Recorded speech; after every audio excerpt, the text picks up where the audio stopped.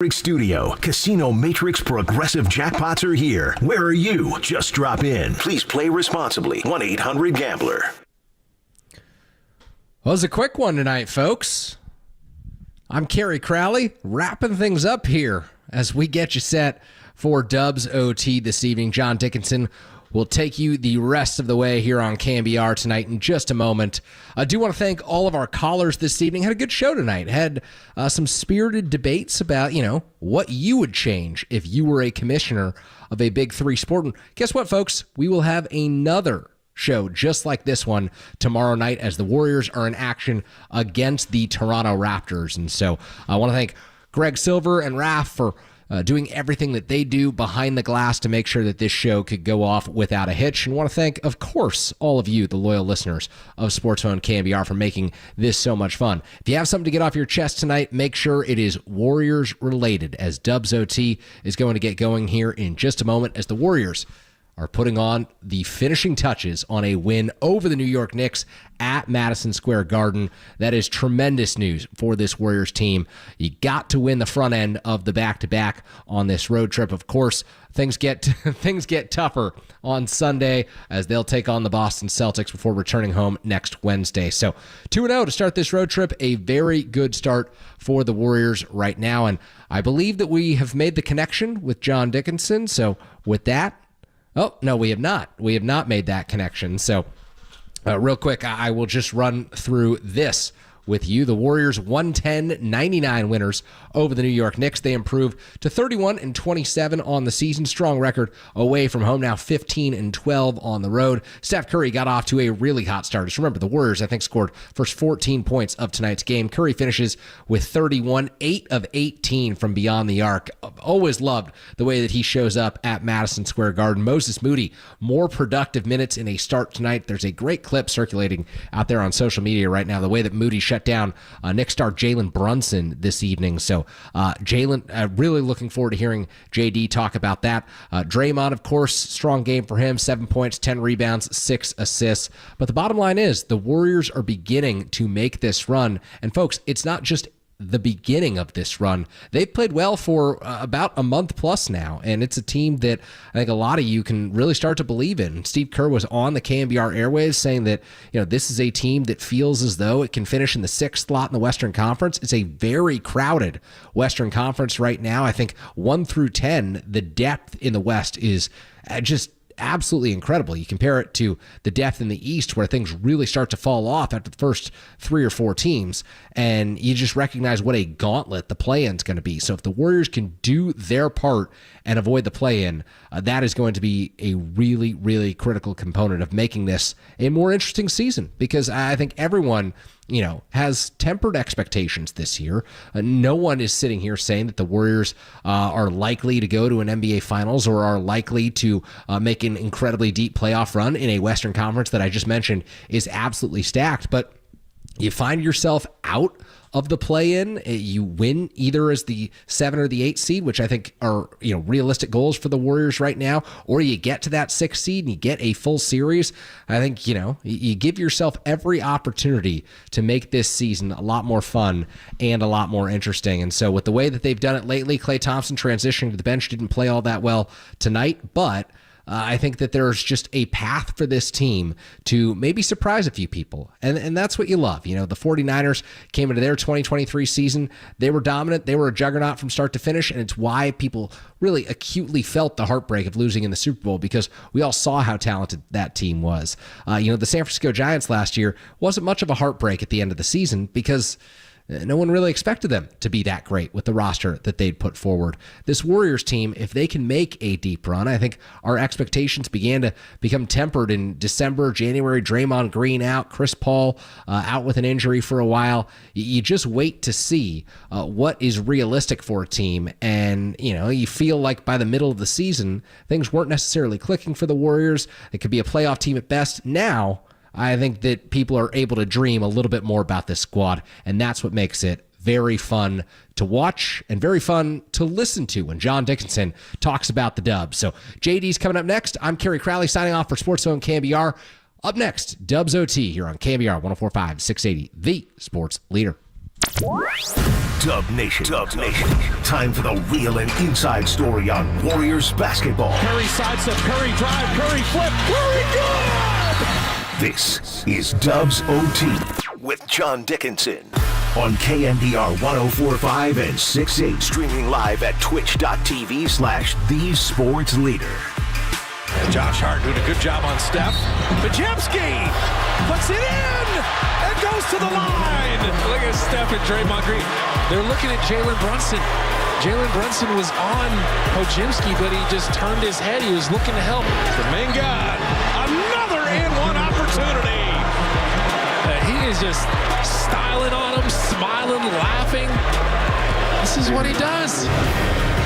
He's here. He's arrived. Look at this post move. Just spun off DiVincenzo. He's out of the play. Yeah, a couple of big fourth quarter moments for the Warriors in fourth quarter that really didn't have all that much drama. As we welcome you in to Dubs OT here with JD, John Dickinson on KNBR, the sports leader, as the Warriors win again, get the job done on the road. As that is 7 consecutive games away from Chase Center. This team now 12-3 in the last 15, 13-5 since January 24th. And they have won the first 2 games of this 4-game road trip, with the game to be played tomorrow in Toronto and Sunday afternoon in Boston. Again, 110-99 is the final. Warriors doing it in a lot of different ways. But getting the job done, outscoring the Knicks in the paint, 58-44. The Warriors jump out to a lead in this one early. The Knicks started 0 for 9, didn't have a bucket until the 6:34 mark of the first quarter. The Warriors were dominating the game, but not really shooting the basketball well themselves. And, it felt when they were even up 14-0, like, could this be a scenario where the Warriors are leaving a little bit on the table and might find themselves, really feeling like they didn't make the most of what was an excellent start. But Stephen Curry, he got off to a hot start, ends up with 31 points, 8 of 18 from three-point range in Madison Square Garden. Excellent game from Steph. And really tonight was all about Jonathan Kuminga. I think tonight might have been, I think it definitely was the best game of Kuminga's season for a number of different reasons. It may have been, but if you're going to say that, it might as well be the best game of Jonathan Kuminga's young career at this point. He was active tonight. Yes, 25 points. Yes, 12 of 19. Yes, he only took 1 3. But he's been much more willing to move the basketball, only 2 assists, but he's been making some smart plays. There were some real good matchups against some smaller Knicks players where Kuminga typically really thrives against players that don't have the size that he does, that he winds up matched up against. But everything was just in the flow early. And, Kuminga was flying around defensively. I thought he was really good in this game. Again, 2 assists, a couple of blocks, a couple of steals. It was just a really nice all-around effort from Jonathan Kuminga. In this one, Moses Moody, steady, didn't make a 3. That was one thing the Warriors, different points tonight. Maybe they were shooting a few too many threes, even though they were kind of dominating in the paint, and that was allowing the Knicks to hang around, although, again, it really, with the Warriors leading by as many as 17, and it felt like for the majority of the game, the Warriors were up, anywhere between 10 and 14 or 15. Knicks did cut it to 6 early after the Warriors had built the 14-0 and 20-4 leads.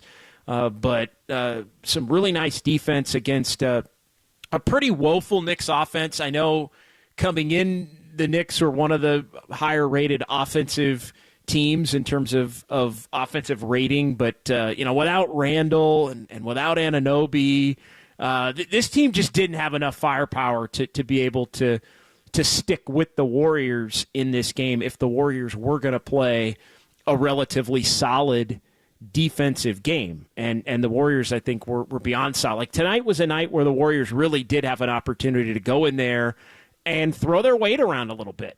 throw their physicality around a little bit, because if they did it and matched what the Knicks typically bring, the Warriors just have more talent top to bottom, really at every turn. I could name 5 or 6 players on the Warriors tonight that were, all basically better than, everybody on the Knicks except for maybe Jalen Brunson, who had 27 in 37 minutes. So, yeah, if Brunson was among, let's say, the top 7 or 8 players in this game, I think the other 5 or 6 would be Warriors. And so it's just a talent situation in this game where the Warriors had a major advantage. Stephen Curry everywhere tonight as far as rebounding. Double-double for Steph in the first half. He ends up with 31 points and 11 boards to go with the 8 made threes.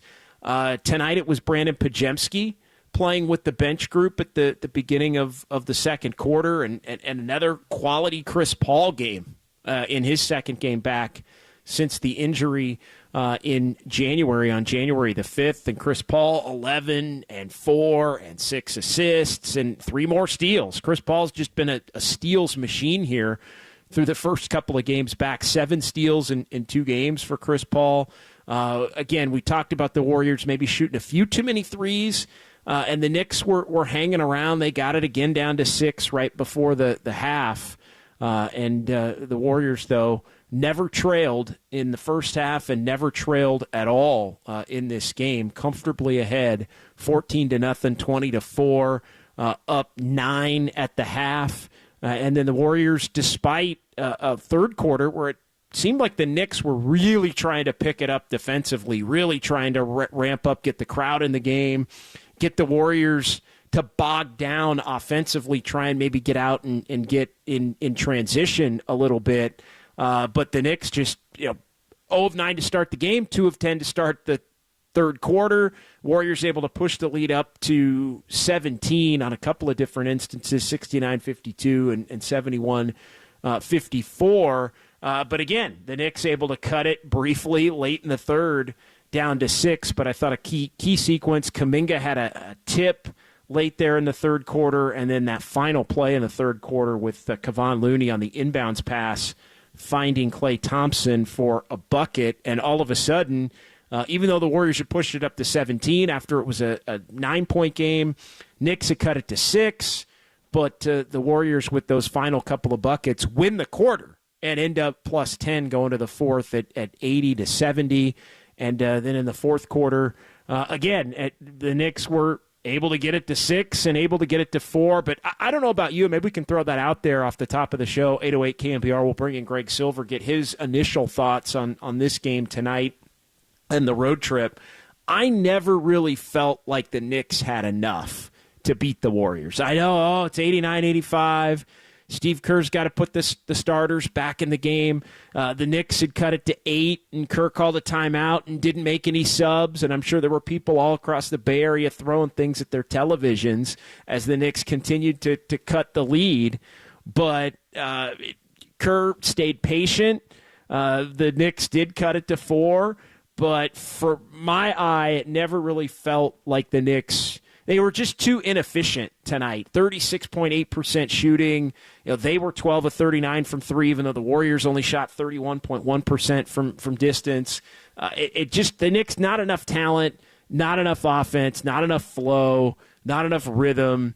And the Warriors were getting enough throughout the game from Steph and Kuminga. I mean, it just felt like Kuminga could do whatever the hell he wanted on the basketball court tonight. Like, just the drives, the posts. I know Fitz on the television broadcast, really just talking about, something that I've said a little bit here, and we've talked about this, Greg, as we bring in Greg Silver. Kuminga is a post player. Like for all of the Warriors not having a post player or not having that offensive big man presence, and there are a number of different ways you can acquire that, right? Trace Jackson-Davis provides it a little bit in terms of, somebody that can get, shots from the dunker spot and the vertical spacing threat and all of that. But Kuminga, whether it's the cutting or the short post or some of the ISOs or getting out in transition. He is the interior presence. Again, it's not Patrick Ewing in his prime, or dump it down to Jokic and let him pound it for 20 seconds and go to work. Although Denver does a lot of high post stuff too, but Kuminga provides interior scoring and a little bit of a post threat that can help stabilize an offense. And I think what the Warriors are finding, Greg, is that there are a lot of nights, not every night, but there are a lot of nights over an 82-game schedule where Kuminga's just going to have a big-time advantage, and getting the ball to him, going to the basket, getting the ball to him on the interior, he's going to be able to make some really simple basketball plays and score at a really efficient level. He did that tonight. Not the most impressive part of his game, though, for me tonight. It was really everything else. It was the rebounding. It was the tenacity on defense. It was just he looked like he was amped up, ramped up, playing at a that was what a playoff level effort from Jonathan Kuminga is going to have to be moving forward. So Dubs OT with JD, KNBR, the sports leader, 808 KNBR, the phone number to give us a call or shoot us a text. We appreciate everybody filing in on the YouTube chat, and Greg will bring you in finally here. I've like hinted at bringing you in like 5 times, but we'll bring you in. Weigh in on Kuminga. Is he alive? Weigh in on Kuminga. Weigh in on the game itself. Whatever strikes your fancy. But yeah, really, really nice win tonight for the Warriors, where they didn't overall have their best offensive game.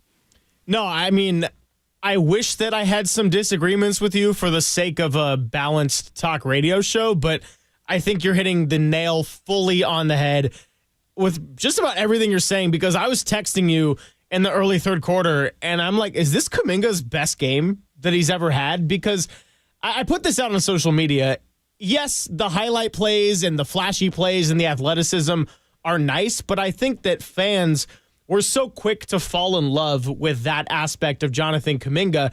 And that's not to say that it wasn't there tonight. It was, but this was big boy basketball that Jonathan Kuminga rose up for tonight, where, yes, the Knicks had a couple of guys out, but on the road, in a famous arena, he was fully meeting the challenge of the physicality there. I thought his rebounding was incredible. I thought his knowing when to be and where was incredible. I mean, I imagine Chris Paul being back certainly helps with some of that.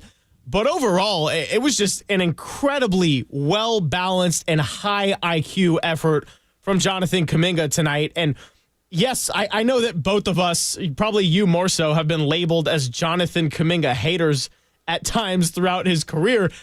I don't think not in a long time.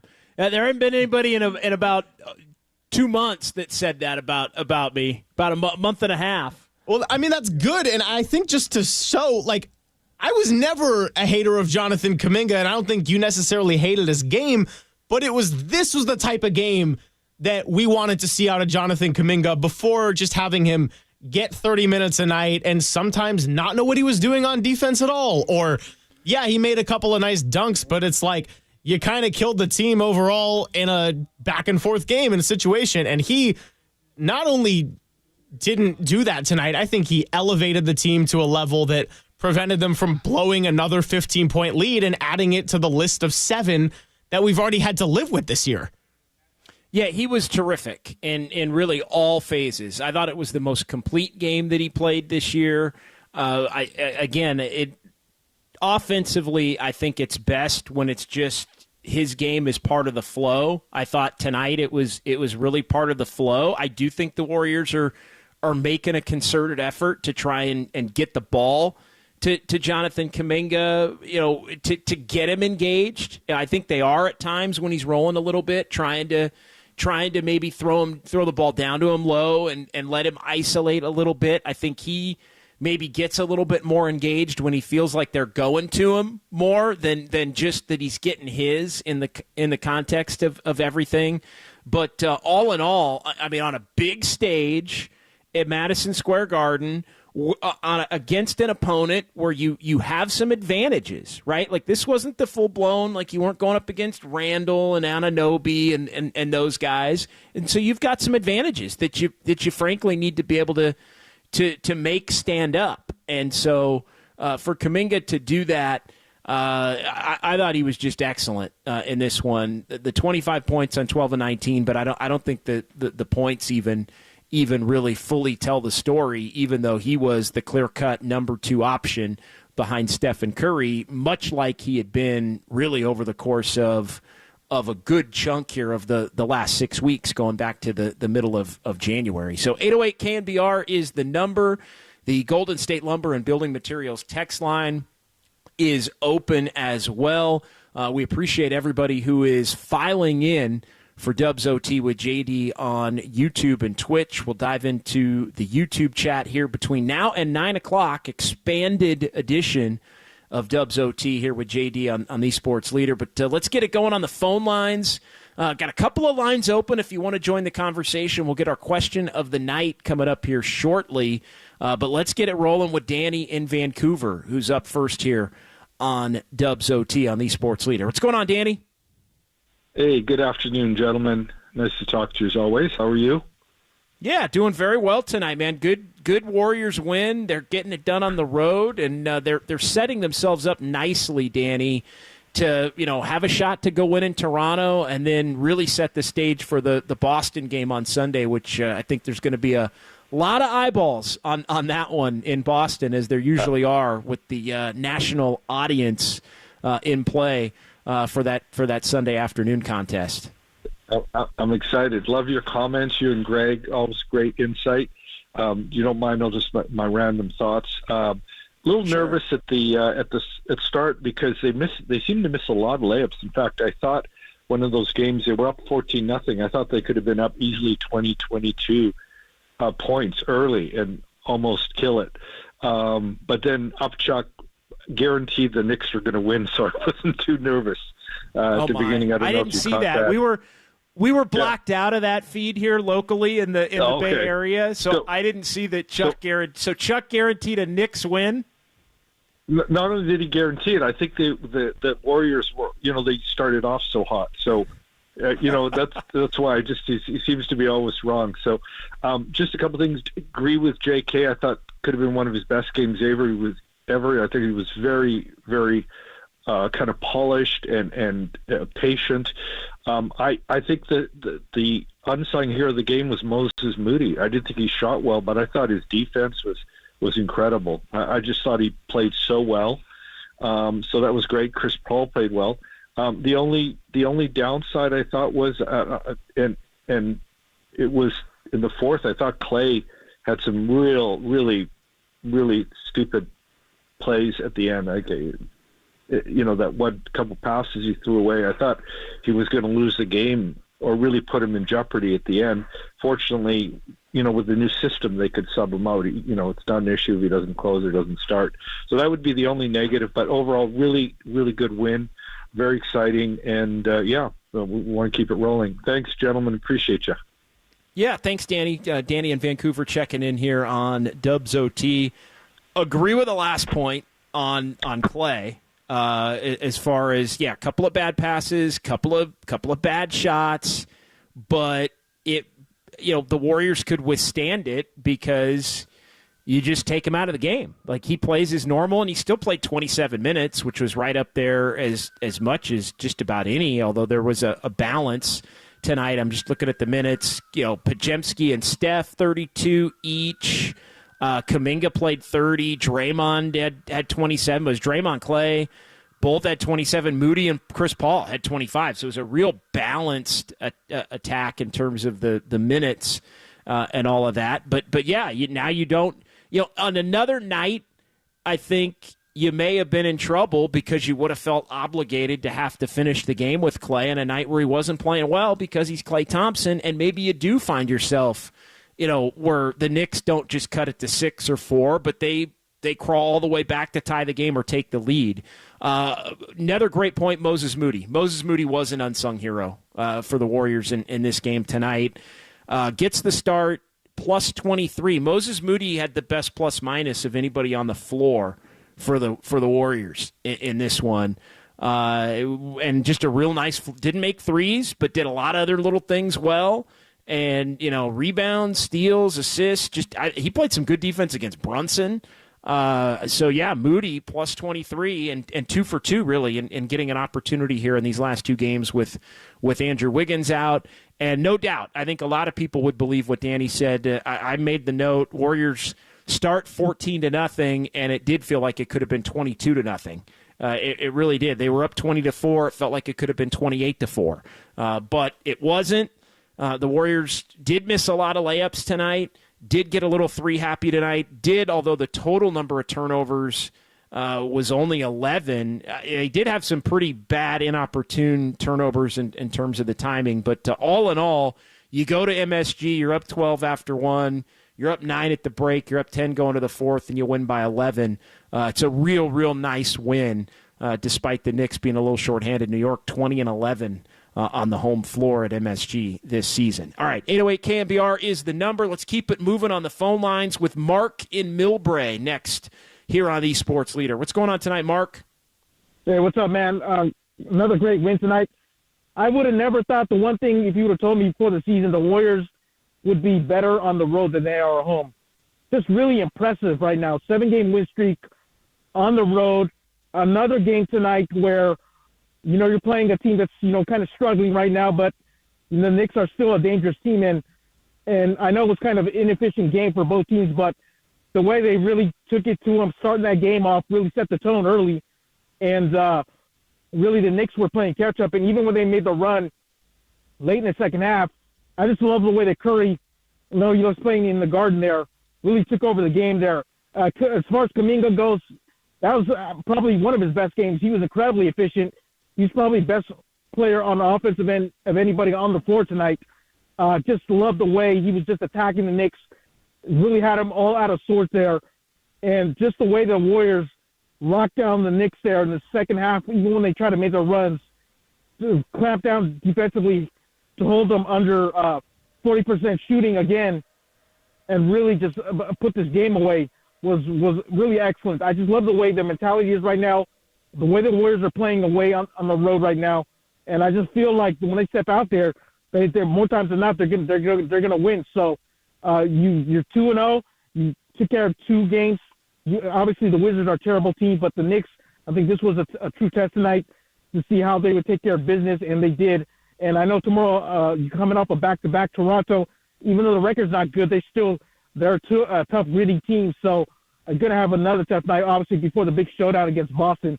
But just overall, I love the way the mentality of this Warrior team's playing without Wiggins here. I think Moody, this is really going to hopefully sets his confidence when he can be out there getting major minutes.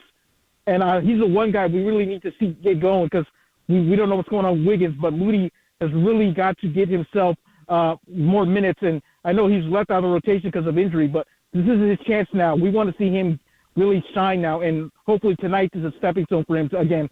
But great win tonight, and looking forward to another one in Toronto. Thanks for the time, man. Yeah, they're going to have to figure it out when Wiggins comes back as far as how they're going to get Moody some minutes. I mean, he did get the 26 in the game tonight. He was impactful. I personally like him playing the 3 more than the 2. I know Steve Kerr sort of used the fact in the past, well, he's kind of a 2. Like some nights he's a 2, some nights he's a 3. I know he's even played the 4 in some matchups in terms of, kind of being a small ball type of a player. He's pretty sturdy, but doesn't have the height. But they're going to have to figure that part out because, when Wiggins comes back, is it some nights a little bit of Pajemski's minutes? Is it some nights a few of Wiggins minutes if Wiggins maybe isn't playing well? How do they sort of sort through that? I think is going to become a big question because I just don't think you can throw him on the bench and just not play him at all. But again, it's also tough, and we've seen this a lot with Kuminga over the years, where when you try to basically tell Kuminga he's only going to play 15 to 20, a couple of shifts in each half, he's graduated from that point on this team this year.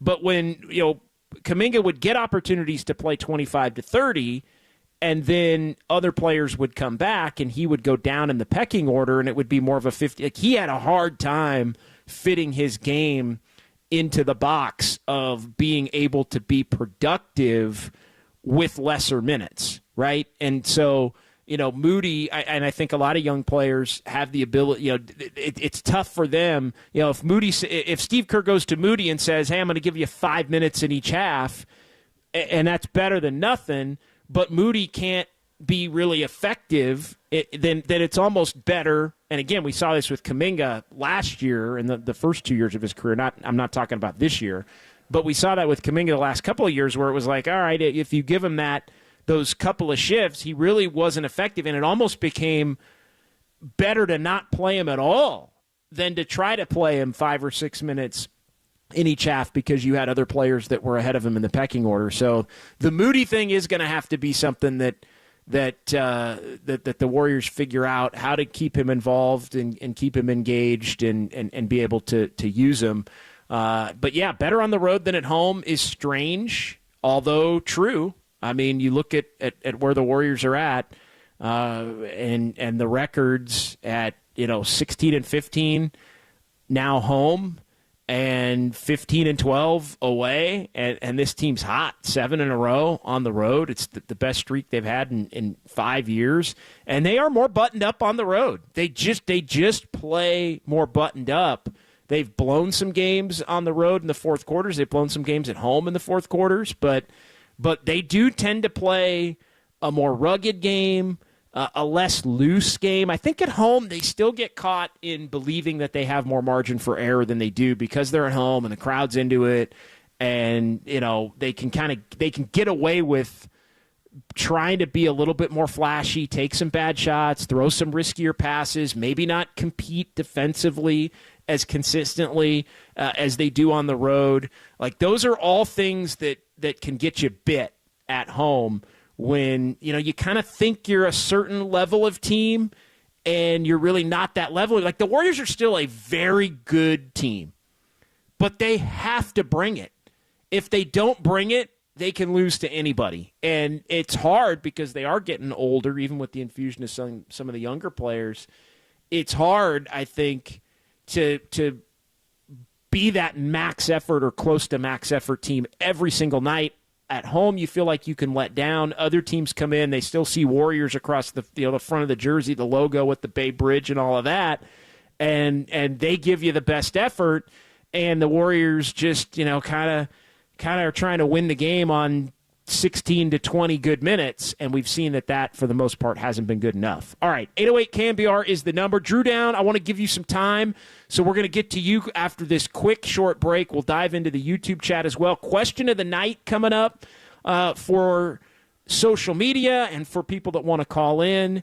It is Dubs OT with JD as the Warriors get the job done tonight. They win over the Knicks 110-99. KNBR 104.5 and 680, the sports leader.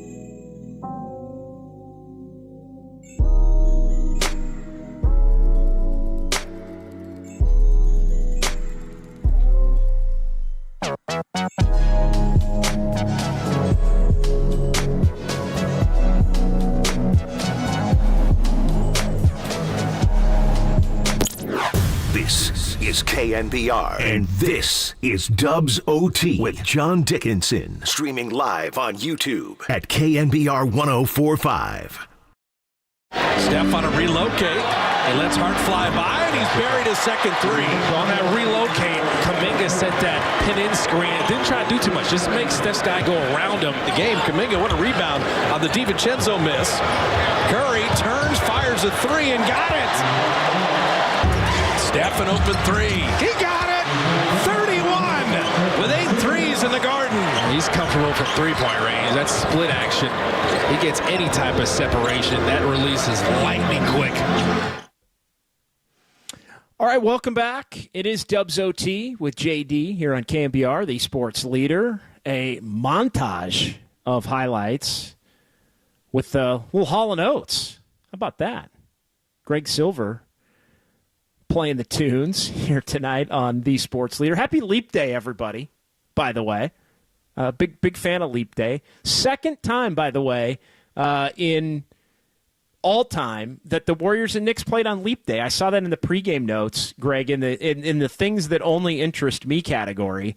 The Warriors and Knicks played at Madison Square Garden 60 years ago today on February 29th on Leap Day in 1964, and the Warriors won that game on that night by a final of 136 to 110. So the Warriors now 9-4 all time on Leap Day. They even won in 2020 on Leap Day, believe it or not. One of the 15 of the 65 that they played about 2 weeks before everything got shut down. The Warriors won in Phoenix on Leap Day. So now 9-4 on Leap Day. Again, for those of you who are into that sort of thing. Greg, chastise me. Tell me I'm losing the entire audience. Do whatever. But yeah, a little sneak peek at a different kind of fun with numbers here before we get to Drew Down and Tracy. I'm trying to see if there's a quick way, maybe basketball reference, for to give me teams' all-time Leap Day records. Because now you got me on the rabbit hole. Yeah, 9-4 is pretty good. 9-4 is pretty good all time. But yeah, I don't, and this is the second consecutive time. Obviously, they played in 2020. I don't think they played in 16 or 12 on Leap Day. But yeah, Warriors winning. If they could win in that 1920 season, then they got a little action on Leap Day. We'll talk to you in 2028. Drew Down and Tracy is up. Appreciate your patience. Drew Down is our first caller in this segment here on Dubs OT. What's going on tonight, Drew Down? Hey, what's going on, JD? Big road win for the Warriors, 7th road win in a row. You know, quite a change from last year when I think they won 11 road games or something crazy. I forget all year. So great to see the 2-0 so far. I thought Steph came out hot. You know, Madison Square Garden. You know, he had that 50-point game against Melo. He broke the 3-point record there. So kind of figured he was gonna, you know, come out with a little something tonight. He came out hot in the first quarter. And I thought the first quarter defense was pretty good. It was actually seemed like it was pretty good all game. The Knicks only shot 37% from the floor, like 31% from three. So great defense. I thought Kuminga was really good all game. Thought he kind of had a little nasty in the game. He had a couple of blocks. I think he hit the too small on Brunson once or twice. So Yeah. I thought JK was really good. He just puts a lot of pressure on the rim. I felt like when he came out of the game a couple of times, I felt like the Warriors' offense seemed to stagnate at times, and the defense wasn't as solid. So I just thought he was really good. He had 2 blocks, 2 steals. He had 25. To me, it felt like he had 30. Felt like he had 35, but he was just really solid all game and continued to put pressure on the rim and just be that second scorer next to Curry. And Draymond had his normal floor game. Did a little bit of everything, and Podge and Moody, they obviously didn't light the scoreboard up, but they still found a way to impact the game. Moody had that nice block on Brunson. I thought he kind of cried a lot and was looking for a lot of contact when I feel like he initiates a lot of contact when he drives. So I thought he was kind of whining and trying to pander to the refs a little bit, but respect, he's a great player. I don't think the bench was great tonight. Clay did make some shots, a couple bad turnovers, but I'll take the 16 points.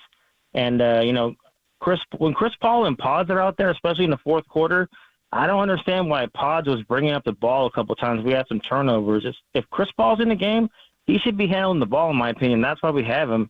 I know we had there was 2 pick and rolls, lobs to TJD, and then off that same pick and roll action, Chris Paul had a midi that he missed. But if he's in the game, I feel like he should be bringing the ball up. So just a couple things I noticed. Saric wasn't great tonight. He hasn't been great lately.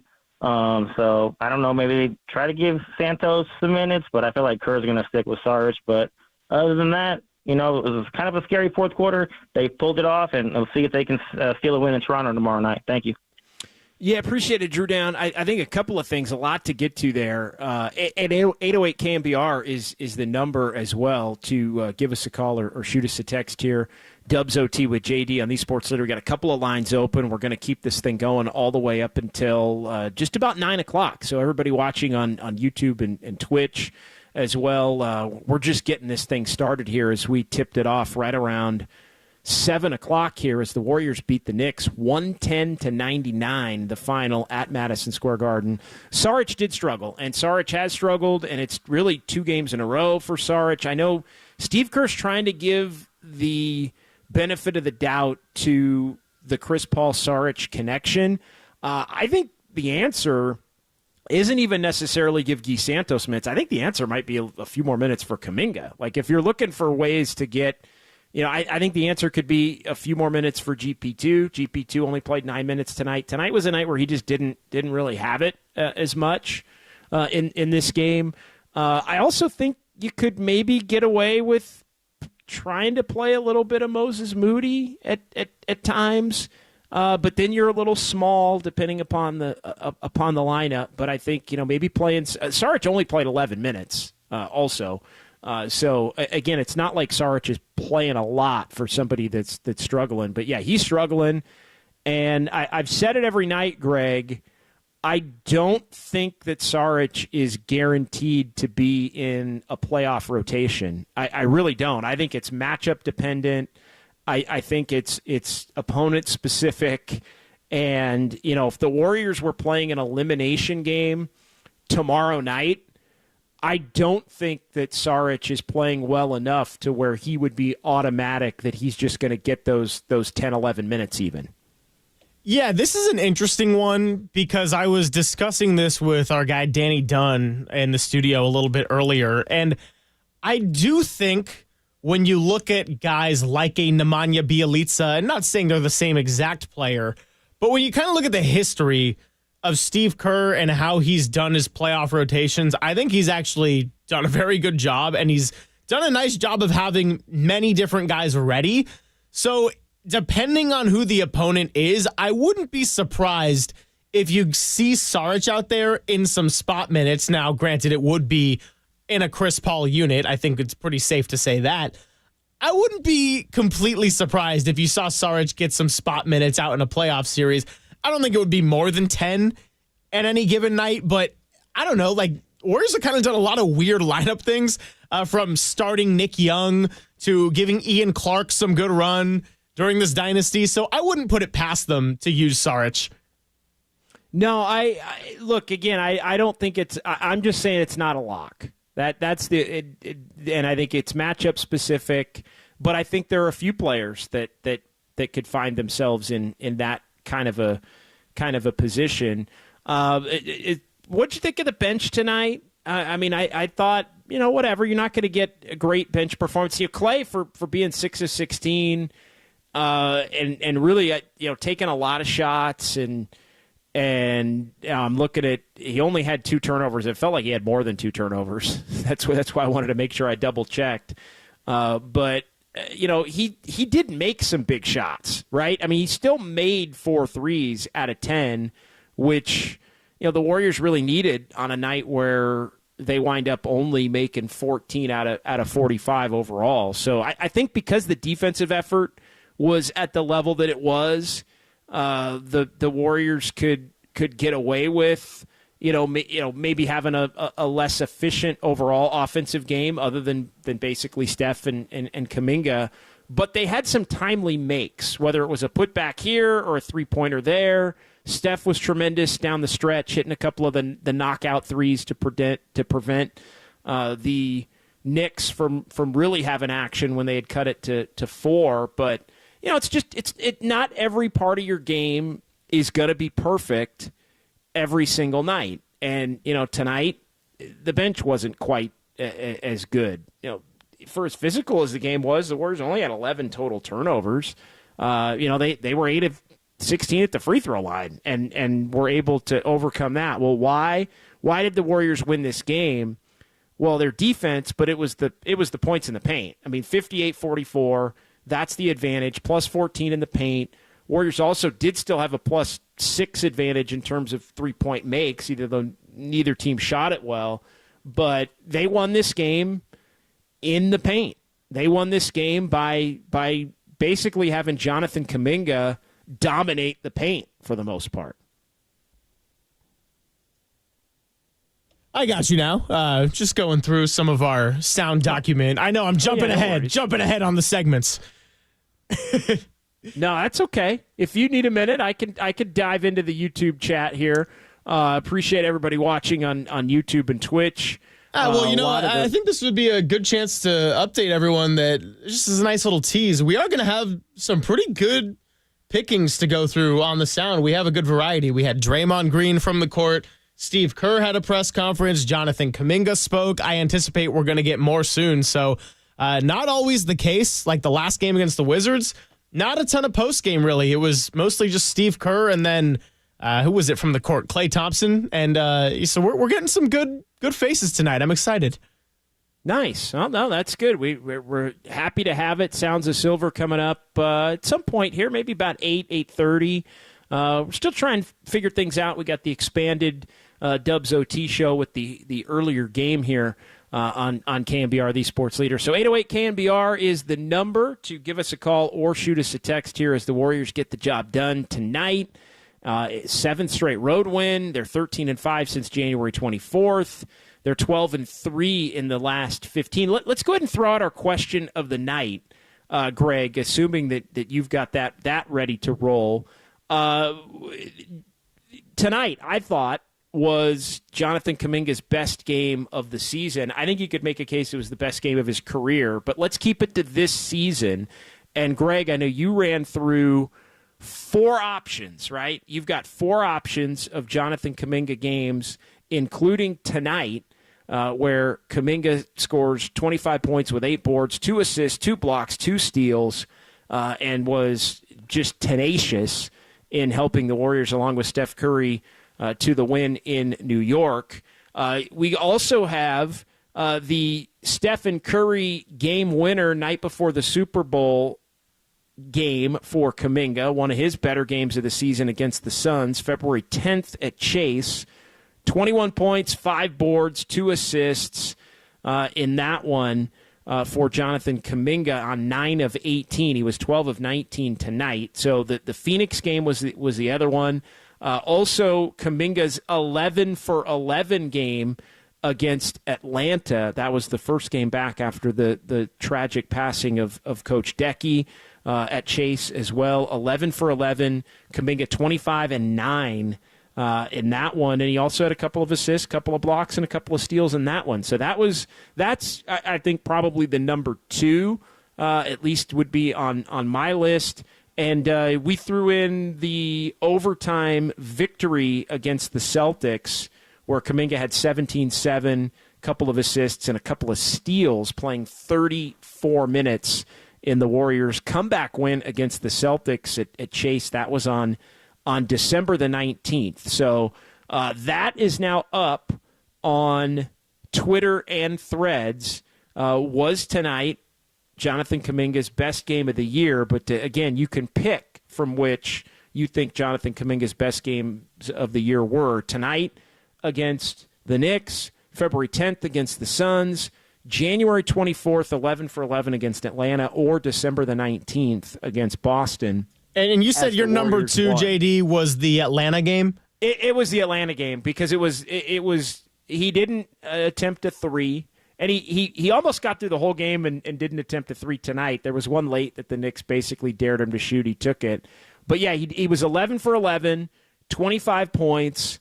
But it was kind of like the game tonight where he had 9 boards, and he filled the stat sheet out. He had 2 assists, 2 blocks, 2 steals.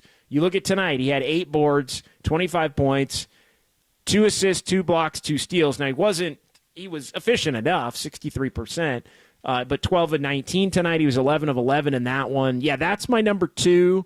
My number 3 would probably be the Phoenix game, and that game was again 34 minutes. I'm looking at all these 30 minutes tonight, 34 in the Suns game, 30 against or 29 against Atlanta.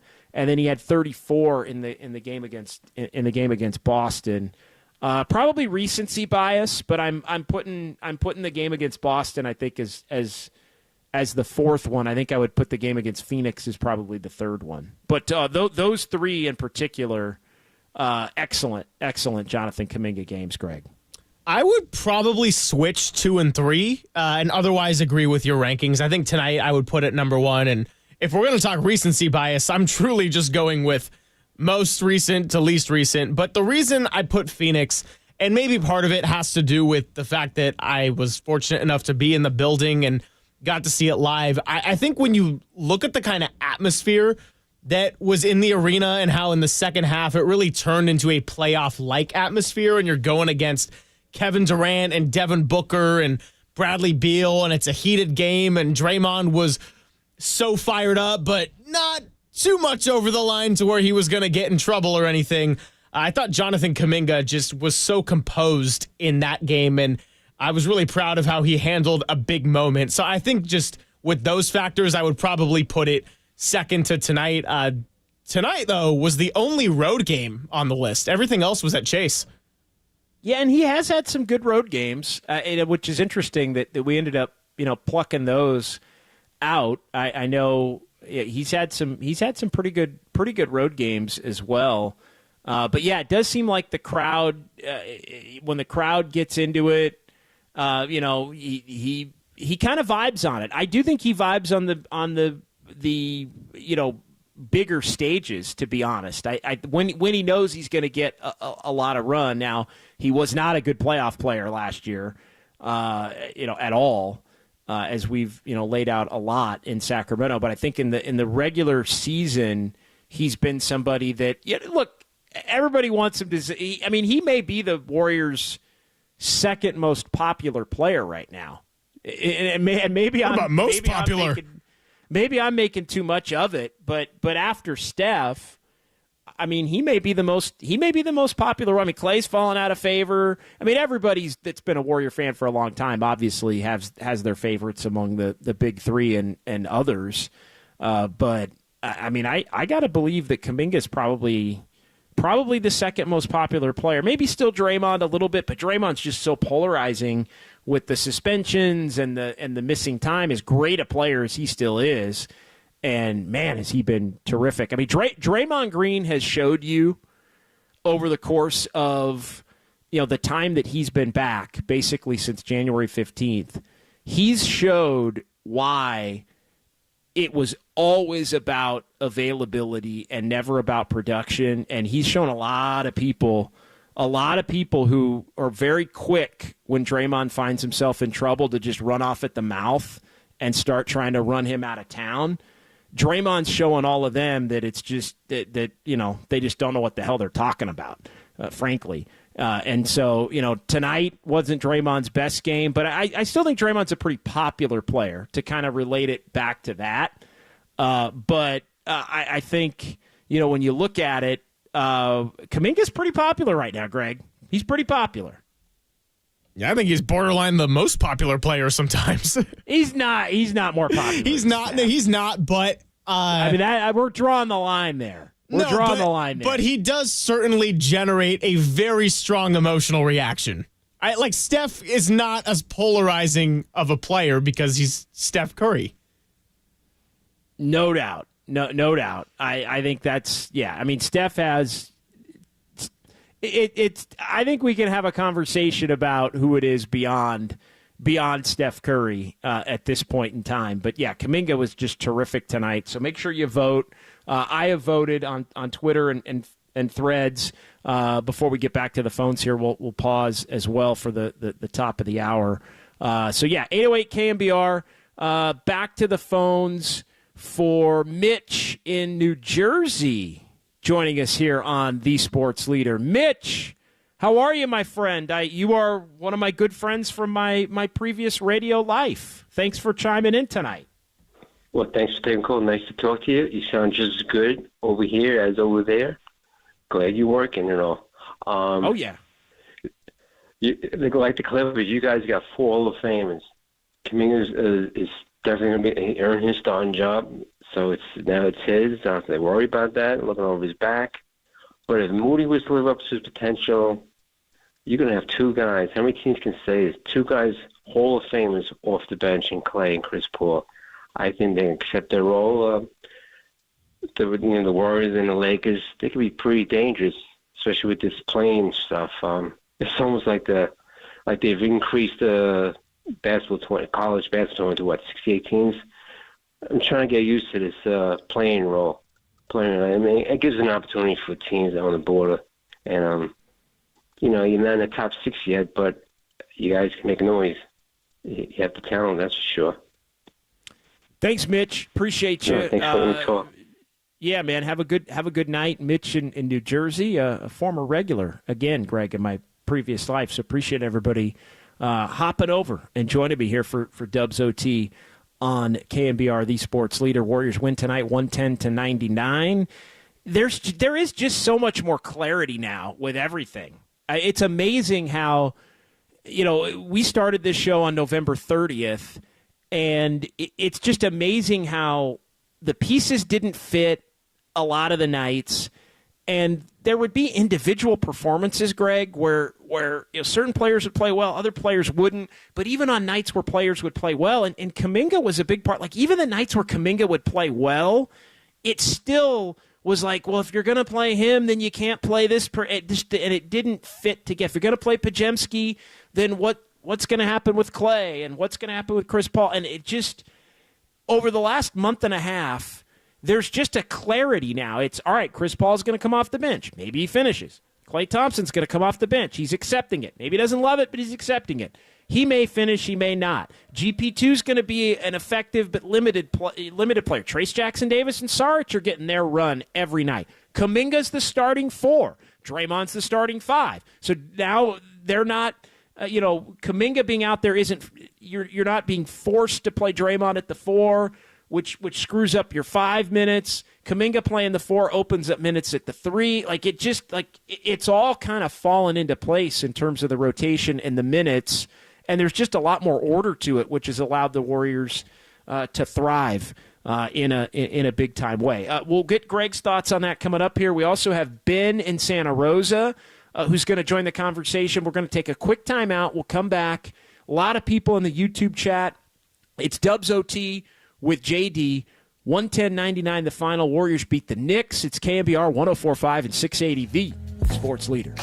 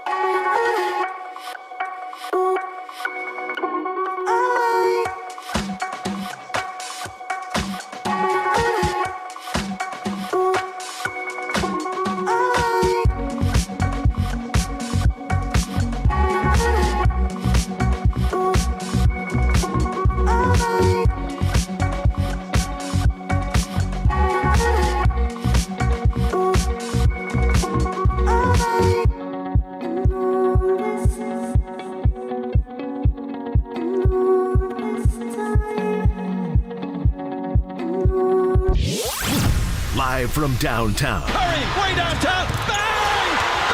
Bang! This is Dubs OT with John Dickinson on the Sports Leader. Streaming live at KNBR.com and on the KNBR app. You would categorize it as an excused absence? Oh, yeah. This is a personal issue that he's dealing with, and we expect him back. But it'll remain private. Are you the one kind of in contact with him? I remember you were last time.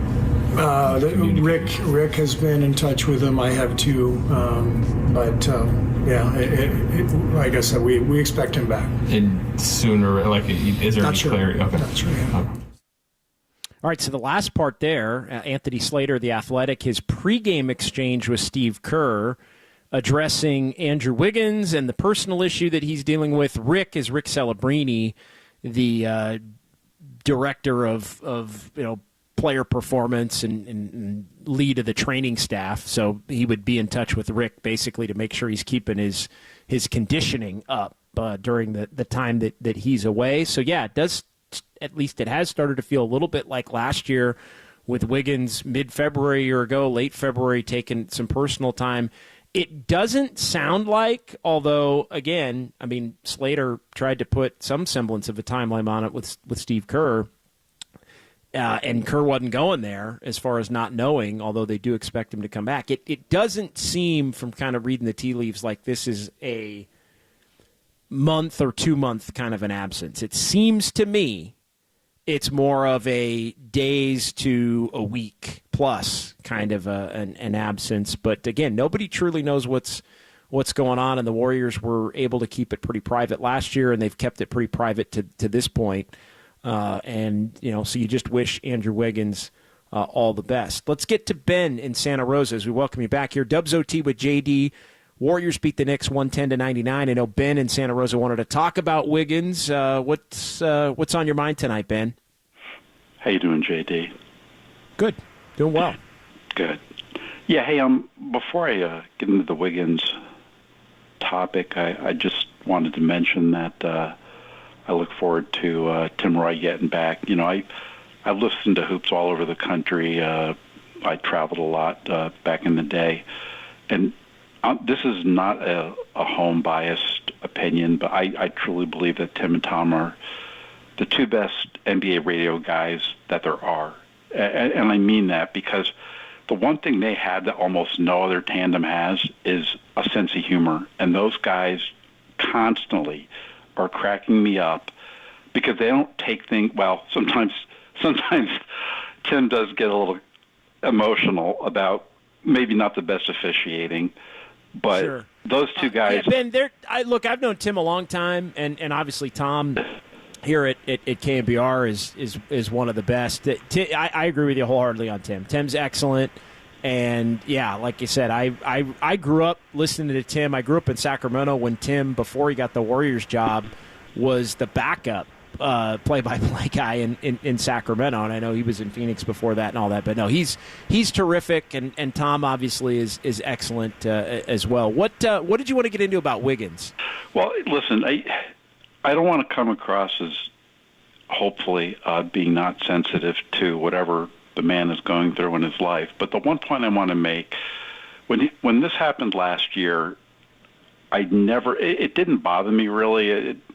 Because to me, I never had the feeling last year like they could make a run. Not one time during the season did I ever feel that way. I feel that way.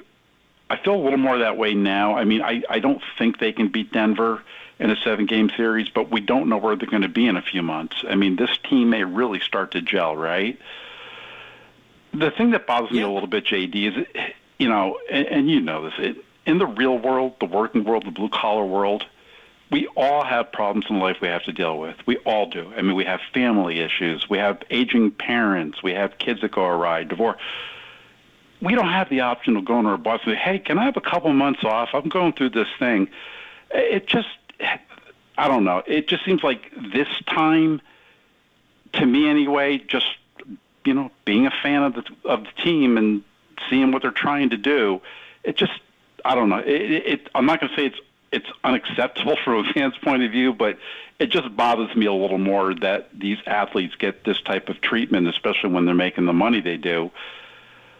And, it's that type of thing doesn't happen in the real world for most of us, So we all have to deal with life, JD, when we're doing our job. We all have other things we have to focus on. So that's all I really had to say. Yeah, no doubt. And look, Ben, I don't think you're alone in feeling that way, to be honest. I mean, that comes up a lot on social media. The reality is, though, that, mental health and personal time and all of those things, family, being able to be family oriented and all of that, that has changed a lot over the years in professional sports and in particular in the NBA, where, these players are being granted the time that they need to work through whatever it is that they have to work through. And, in some jobs, it's different than others, right? I mean, there are some jobs where you do get a little bit more leeway and a benefit of the doubt. There are other jobs where it's like, well, sorry, take a day maybe, but then you got to show up. This is still professional sports. And yes, the players are making a lot of money, but I think there's also more of a human element in play that the NBA in particular has tried to really bring to the forefront, I think, over the last 10 years, really, since Adam Silver's been the commissioner, going back to right around this time in 2014. So I get it. I'm kind of with you as far as last year. I didn't really think the Warriors could make a run. But if they don't have Andrew Wiggins, they don't even beat Sacramento last year in the first round. And so, and this year, I think they're equipped to withstand Wiggins taking the time that he needs, as long as it isn't a couple of months. And I think at this point, it seems like, again, I don't know, and I'm not reporting this, but I want to make it clear, it does seem like this is a shorter-term absence than it was a year ago. And I know it had been reported, and that it was a family issue. It was an issue with his father, who is ill. Mitchell Wiggins, who had played in the league going back to the 80s and early 90s. And so, and it was just kind of left at that. Like, it was a family kind of thing, and just leave it at that and take the time that you need and kind of move forward. And so, we'll see. We'll see where the Warriors go from here. Like I said, I think they're equipped to handle Wiggins being out. I know it does frustrate some, Greg, but, I think as a society, we're all trying to be a lot more human than we used to be, and I think that's probably a good thing in the grand scheme of things. Also, you got to look at the way the Warriors are run as an organization, and I think many players around the league, if there was a survey that went out, would probably have them pretty close to the top for general organizational culture. And I'm not saying that fans can't have any feelings of frustration or be a little bit annoyed at the timing, but at the same time, if you're not writing and signing Andrew Wiggins checks, then it's not your issue. Like, and people have said, oh, well, the fans generate revenue from watching. Okay, number one, Joe Lacob's bank account is just fine. Number two, that is literally the opposite of the point that I'm making. And number three, viewership's going to be the same, whether Wiggins plays or not with the Warriors. So get rid of that argument, too, altogether. It is unfortunate. I do hope it's a short absence for the sake of both Wiggins' personal life and for the Warriors to reach their ceiling. But, yeah, it stinks. At the same time, not really anybody's business right now. I'm willing to stand firm on that. I'm with you on that. And again, just to be clear, the discussion about it being an issue with his father was last year. There has been no discussion of that, nor have I heard anything about that as far as this absence here over the last couple of days, basically, on this trip. So we shall see. But it does seem like the Warriors are trying to handle it with the utmost of professionalism and class. And look, Andrew Wiggins came back last year and played pretty well for the Warriors in that series against Sacramento. Was he a little rusty early? Sure, how could he not be? But he helped them win it. And if they don't have him, they don't win that series. So from a basketball standpoint, I do think they are capable of witstanding it, and it's giving Moses Moody an opportunity. And Moses Moody's been pretty good in both of these first two games. So, no doubt about it. The name of the game is you want Moody to be able to get an opportunity, and you want Wiggins to be able to take care of what he has to take care of and hope for the best, that it's not a dire, life and death kind of a situation, and that the Warriors can continue to maintain in the time that he's out, and you welcome him back when he's ready, and you pick up and you go from there.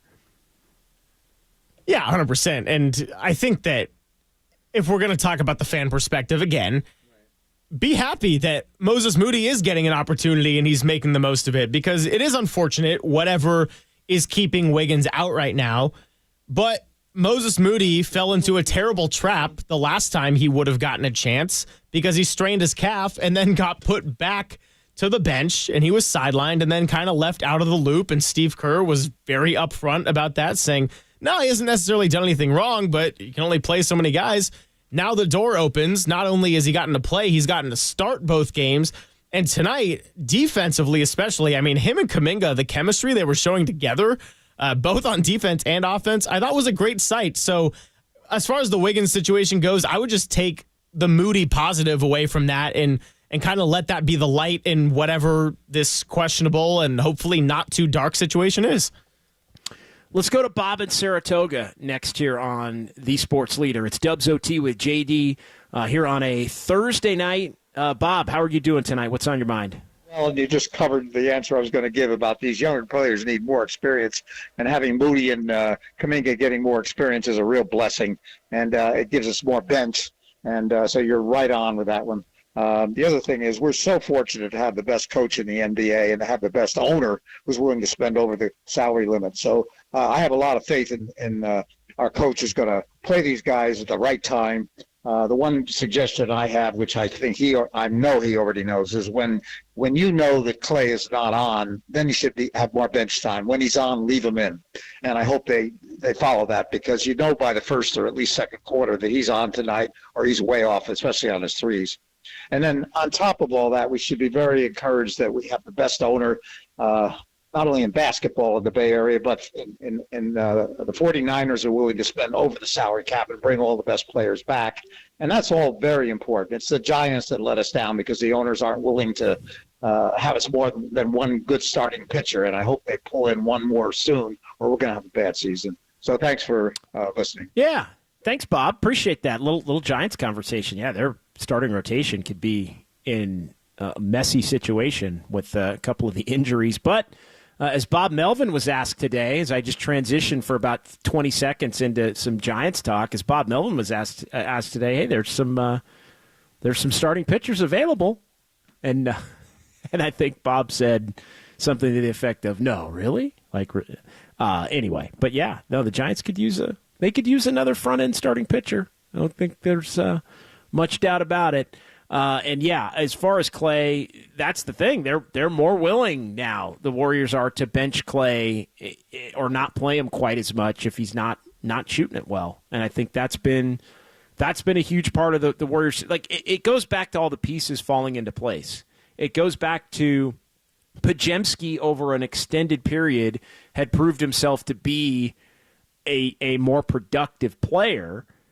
And the balance of Podziemski playing with the others in the starting lineup were helping the Warriors, reach heights that they hadn't reached. And so Clay comes off the bench, and it just makes it easier to go away from him on those nights where maybe he isn't going to be as hot. All right, 808 KNBR is the number. We got a lot of people that want to talk here on the phone lines. It's Dubs OT with JD here on The Sports Leader, and we'll keep it rolling here with Kevin in San Francisco next on Dubs OT. Hey, Kevin. Hey, how are you, JD? I'm doing well. Doing well. I got you loud and clear. So first of all, I want to give you a real call out for the way you responded to the question about Wiggins' health situation. I'm a professional health person, physician, and people just really need to understand that employers like the Warriors and everybody else are making these same kinds of determinations all the time about employees, but they really can't disclose personal health information. And if they're being supportive of Wiggins, there's a good reason for it. And I have a theory about what's going on. I don't want to disclose it over the air. I mean, it's inappropriate, but because I don't know anything. But he's not a malingerer. He's not trying to do his best. He's not trying to get away with not helping the team. He just can't do it. He just can't do it. And people have to understand that that's as bad as having pancreatic cancer or something else. It's a real health problem. And you have to deal with it as a real health problem and not as somebody who's a malingerer. I just really want to make that point, and I think you did a really good job of responding to him. Thank you. I actually had a basketball. I actually really called about a basketball point, and I just wanted to see what your thoughts were. And so I love the Warriors, and I'd love to see them win another title. I don't think they will, and it's not for any failing in the Warriors per se. It's what I think has happened is the game has changed. And I think what's happened is the Warriors sort of reinvented the game with this sort of, using the three-point line so decisively and a great passing game and, really playing an up-tempo style. And I think just like in any other sport, people have adjusted to them. And in particular, finding players who could really defend the three-point line, who could really go out there and harass people on the wing, like Gordon from Denver, for example. And Caldwell Pope. And Kentavious Caldwell Pope. They got two guys that are really good at doing that. Exactly. And all of the good teams are doing that now. And so Curry is only getting free with two screens, right?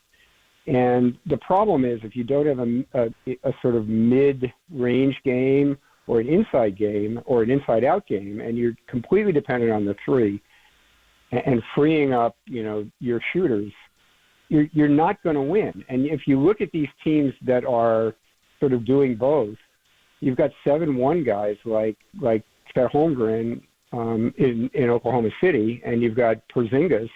Big surprise that Boston traded for somebody like him who's 7'4", and you've got Karl Anthony Towns in Minnesota. They're undefensible out there because they're so tall, they're so big, and I just think the Warriors have been successful in changing the game, and now the defensive people have been successful in figuring out how to defend a 6'5" or 6'7" wing. And unless you have a 6'11" or 7-foot wing or somebody who can play an inside game, you're just not going to beat these people. It's just not going to happen. No, thanks, Kevin. Appreciate the call. Yeah, teams have adjusted, I think, to a certain extent. They're just more teams that have more of those wing players, like Denver, for example, who has Gordon and KCP. And I think the Warriors don't have as many, at least haven't had as many of those players over the last really 4 or 5 years. Now, I think it's a big part of the Warriors' success now is the fact that Wiggins and Kuminga are two of those players, right? And so there are more as you start to look through the depth chart. Having those two be able to play a lot of minutes helps you because they're both good defenders and they're both rangy and they're both guys that can get to the basket and score on the interior and slash and to where you do have the ability to play maybe more of an inside-out game. But other teams did catch up. I think it used to be the Warriors had a bunch of guys that could do that. And, they had Iguodala and Durant. And they had Harrison Barnes before they had Durant. And, they were always, they always had a bunch of those different type rangy players. And over time, they lost them. and other teams gained in a lot of those ways. And the Warriors have been trying to figure out kind of a new way to attack it, and teams have adjusted to where they're a little more consistent. Warriors have gotten a little bit older, and it has created less of a separation, I think, between the two. All right. Do we want to take Eric? Let's take Eric, and then we'll pause here. Eric in San Francisco is next here on Dubs OT with JD on the Sports Leader. What's going on, Eric? Hey, JD. Good win tonight. I wanted to get your opinion on Saric. And I'm wondering if, we couldn't, Kuminga's been averaging, about, 28 minutes a game, and Saric has been playing, 14 to 18? Yeah, only 11 tonight. Okay, but, yeah, it's more like 50. It's been around 15, 16 some nights. Yeah. And, I'm willing to give him a few more games with CP3 to see if he can't get his rhythm back. But he's not really stroking the three ball. He's not very good on defense. And he has an amazing knack to miss layups. I've never seen someone leave so many shots at the rim. And so I'm wondering how much value he's really bringing, given that his main thing was to spread the floor, but he's not spreading the floor. So I'm wondering if we at least playoff time. Is he even in the rotation? I've said it, Eric. I don't think he's a lock to be in the rotation in the playoffs because you have to go away from players that your opponent can easily attack. I think the name of the game in the playoffs a lot of the time is, I call it playables, right? Every team kind of starts a series with 8 or 9 playable players. Guys, they really think, all right, these are our guys. And as playoff series go on, the teams that are getting beat, that 8 turns to 7, turns to 4, turns to and the team that has the most guys that are capable ends up winning the series. And the Warriors would do that to everybody, right? They would just make so many players on the opposition unplayable. Saric would be up there as a quick. If he gets some run and it doesn't work out, he would just not play for the rest of the series, basically. And so I think Steve Kerr's been as good as any coach in the league at knowing when enough is enough in a playoff series. It's kind of like Bochy with the knowing when to take a guy out or knowing when to pinch hit, knowing when to use this reliever. He just has a knack for knowing when enough is enough. And I think Kerr's had that knack in playoff series, which has really helped the Warriors. You're right, though. He's not a lock to be in a playoff rotation, and I do think they're going to have to go in a little bit of a different direction here if Saric doesn't come around, because they've tried different things. He was playing the 5. That didn't work. Now they're trying to play Trace Jackson-Davis more, so he's played the 4 with Trace Jackson-Davis. They want the Chris Paul connection. When he's not making shots, he really is a liability. You're right about the layups. And here's the other thing. He gets a lot of layups, right? The way that he plays, he actually gets them, but then he doesn't make them, which is really frustrating. And so, yeah, I think that the time is wearing thin before they're going to have to make a change. But I would not think that we're having this conversation if the Warriors are in a playoff series. I said it earlier on the show. If the Warriors were playing an elimination game tomorrow night, I don't think Saric would play. Period. Because he just doesn't have it right now, and you don't have time to figure it out. Yeah, that's kind of what I thought. I mean, maybe give him the Kuminga treatment of last year, where, like you said, it comes that Kuminga was kind of hopefully in the Kings series, and then Kerr was after 5 minutes was nope, not ready. And just shut him down. Nope, can't do it. Yeah, if I play him anymore, the line, and thanks, Eric, the line I used in that series was basically Steve Kerr after about Game 4 was if I play him anymore in this series, we're going to lose. And so he didn't, and they didn't. But this is a new year. So, yeah, Steve Kerr isn't shy about going away from players that he doesn't think can be impactful. All right. Thanks, Eric. Great call. 808 KNBR. We're going to get Sounds of Silver coming back, assuming Greg allows me back on the air for blowing through this break. But we've got some fun with numbers. Greg, I want to hear your Leap Day numbers as well. I know you teased it in my ear. You had some Leap Day numbers. We were talking about Leap Day earlier. And we'll close it out here on a Thursday night some YouTube comments as well. It's Dubs OT with JD here on KNBR 104.5 and 680, the sports leader.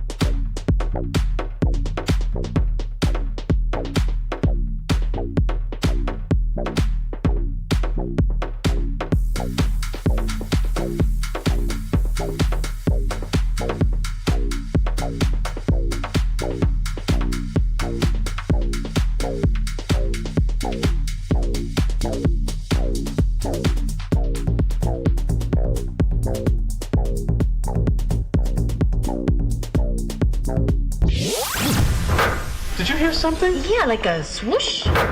Yeah. Dubs OT presents the sounds of silver. Streaming live on YouTube at KNBR 1045. All right, final segment. It's John Dickinson. Dubs OT with JD. Sounds of Silver. We bring back in Greg Silver. We will have some fun with numbers between now and 9 o'clock before we get out of here on a leap day. Greg, have you made the most of your leap day? Your extra day? Of course, I'm here, aren't I? Yeah, no, sounds like it. And we got some leap day knowledge coming up for you here in Fun with Numbers as well. But what do we have as far as the post-game sound from Madison Square Garden? Warriors win 110-99, so it's 7 straight on the road. The Warriors, as we look at the NBA standings here, the win tonight, they're now 31-27, so 4 games over 500. They've moved back into 9th, so they would host the elimination game in the play-in tournament against the Lakers if the season ended today by percentage points. Warriors 31-27, Lakers 32-28. And the Warriors are only 2 back now of Sacramento for 8th and 2.5 back of Dallas for 7th. The Kings have lost a couple of games this week to Miami and Denver, and they play Minnesota tomorrow. So another opportunity potentially with the Warriors going to Toronto to maybe gain on Sacramento, although I saw Anthony Edwards is questionable for that game. But the Kings didn't have De'Aaron Fox in their game last night as he's dealing with a little bit of a knee. So big opportunity tomorrow to maybe gain even more ground, Greg. Absolutely. Shout out to the Clippers last night. Thanks a lot. No, I'm joking. It's the Warriors got to worry about themselves. No, they got to worry about themselves, but it is getting to be it's getting to be, it's getting a lot tighter than it was is probably the best way to put it. And, the Warriors, I don't think they're going to have a lot of tiebreakers when you look at their 16-21 conference record and 5-9 division record. So they got to win as many games as they can here against the Lakers specifically of the final 2, because they have a season series split. And unfortunately, I don't think they're going to have any tiebreaker against Sacramento because they ended up splitting the season series because the Warriors blew a couple games by a single point against the Kings. So the Kings would have the edge there for all intents and purposes. But, you never know. You keep playing at this level, good things can happen for this Warriors team. What do we got tonight, Greg? Well, first I want to revisit the question of the night briefly. If recency bias claimed me, it surely claimed our viewers on Twitter. 61% said tonight. I know we were both in that camp. 22% said the game against Phoenix. Then 11% had the game against Atlanta on the perfect 11 of 11 shooting. And then 6% said the game against Boston, the overtime victory. Okay. So, yeah, I guess maybe a little recency bias in play there. I think that's fair. But what about Threads? Did you go to Threads as well, or? Yes, of course, stand by. Threads, we have much fewer voters on Threads tonight, but you're a big Threads guy, though. You're a big Thread. You go to the effort to put it on Threads, so I want to make sure that we go to the effort to let everybody. All these people are. I don't think a lot of these people are voting twice. So let's expand that audience. It is very similar at the top. 58% said tonight, and then we had, interestingly, an even split between 17% each of the Boston game and the Atlanta game, and then in last place was the Phoenix game at 8%. So a little different. Okay. All right. But the reason I wanted to revisit the question of the night was because it was a nice way to segue into the first cut, and it was Draymond Green from the court. He actually was very humble and said that, some people think that me coming back had a lot to do with the reason we're playing well. He wants to make sure that Jonathan Kuminga knows he has the vote of confidence of a Draymond Green and the veterans and the Hall of Famers. So here's what he had to say. He is. JK is a star. He'll be an all-star in this league for a long time. He's playing confident. He's playing with force on both ends of the floor, and that's what he's going to be great at. He's not going to be a guy who can just give it to you on the offensive end. He's going to be able to hold his own on the defensive end and shut guys down, even more so than just holding his own. So it's been great to see his growth. A lot of people are talking about me coming back in the lineup, and that's why we're winning. I think we're winning because of the growth of Jonathan Kuminga. Yeah, that's a huge part of it. That's really, I think, where it all started was Draymond being out and the growth of Kuminga and the time that Draymond was out. What's connected it, though, and what I think has allowed Kuminga to raise his game even farther is Draymond Green's return and the ability that we've discussed so often to be able to play Kuminga and Andrew Wiggins together to the point where now you can even take Wiggins away for a couple of games here and there and plug Moses Moody in, and you can still be successful. Like when you have a system and everybody in their proper roles, then you can take a player away and plug another player in for a couple of games, and everything can work. But, look, I think Kuminga's been terrific. He's been a big part of the reason why this thing has turned around. And I think it's good that the vets who, at different points, Greg, didn't always appear to have the backs of the younger players. I think that was kind of a little bit of an internal issue over these last couple of years, that the vets either didn't fully trust the younger players or didn't fully empower them at the level that maybe they should have. That's not the case anymore, but I do give Kuminga the credit because Kuminga has done the things in the last 6 weeks to get himself on the floor and earn the trust of the veterans and earn the trust of the head coach. Yeah, Kuminga has been stellar. And, that cut we have of Klay Thompson at the podium, all somber, when they're like, what gives you belief in this team? And he's like, we have Steph Curry, we have myself, Draymond's coming back, and Chris Paul's coming back. I'm like, ouch, man. But it's not that way anymore. Like, life comes at you fast. So let's keep it moving. We have so many voices to get to that we're going to do a little bit of a sampler tonight, a little bit of a flight of Warriors postgame. This one is our Steve Kerr cut of the night, and it's the one that everybody's going to want to hear. It's the one that will probably get the most impressions out on social media because he compliments the guy he chose to start, Moses Moody. We wanted to put that kind of size on Jalen. You really don't want to have a smaller defender on him just because he's so strong and he can kind of bully you in the paint. So Moses did a good job using his length and his size just to try to stay in front of him, in between him and the basket, and he did a great job with that. Really nice job, Moody against Brunson, and yeah, that is a good body type matchup for sure. Like Moody's sturdy and Brunson wasn't going to be throwing or pushing him around. And yeah, Moody is such an interesting player because he is kind of a tweener, right? There's some nights where he's like a 2. There's other nights where he's maybe more of a 3. Tonight he's guarding a 1, but he's guarding a thick 1.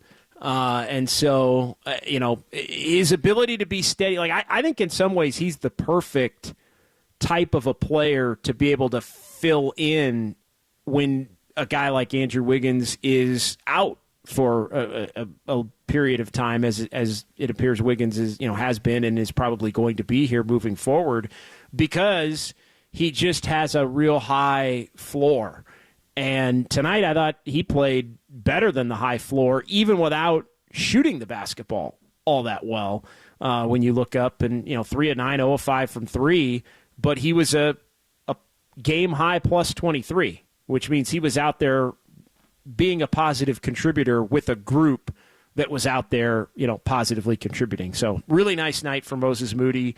And I wouldn't have had Moses Moody kind of, I don't know about shutting down, but making life difficult for Jalen Brunson at the level that he did in this one. Well, look, I wasn't ever thinking the Warriors were for sure going to lose the lead that they had, but there was kind of a moment there when Steph Curry dribbled the ball off of his shoe and then Brunson gets the easy layup, and I'm thinking, oh boy, here we go again. And Moses Moody made some really timely defensive plays in addition to just playing all around really solid defense. I mean, he had a couple blocks and rebounds and hustle that was just very, very timely for keeping the Warriors afloat to when they were able to get the lead back. Another guy that was also a big part of letting that lead balloon back, especially on the offensive end, was Mr. And One, Jonathan Kuminga. So this is Kuminga himself discussing his growth on the season and credits the help of the vets and the coaches. Here's what he had to say. It's obviously just growth. I mean, as I've been around the game for a little bit now and just learning from all my vets and gaining confidence from the coaching staff, obviously, just helping me to grow as a player and as a person. Yeah, the growth is there. And look, I think Kuminga, as we've talked about a lot, deserves a lot of the credit for the willingness to hash it out with Steve Kerr, but I think the willingness to just do it's to do the little things. Tonight he did all the little things, but he's much more consistently, Greg, been able to do the little things. It's really more of playing with an edge and playing with an energy and playing not like there were too many nights where Kuminga looked like he was just kind of coasting out there, like he was just kind of going. Low motor is the way that I would put it. And he, tonight was the engine was revved up, and the engine's been revved up for the most part here for 6 weeks. And I think that was one of the things that Steve Kerr told Kuminga, Greg, was that you can't coast. You gotta be high effort, high energy, high intensity all night long. Look to rebound. Look to move the ball. Look to defend. Don't be out there just kind of waiting for your next pass, to come to you on the interior to where you can go up and score. Don't settle on the court for the three-point shot. He's really been not settling for that shot. Eventually, obviously, if he's going to become a star, he's going to have to figure the three-point shot out. But for now, do what you do well. And I think that's been a big part of the success, is that he's done what he does well, and he's also taken to the constructive criticism of the coaching staff and used it to become a better player.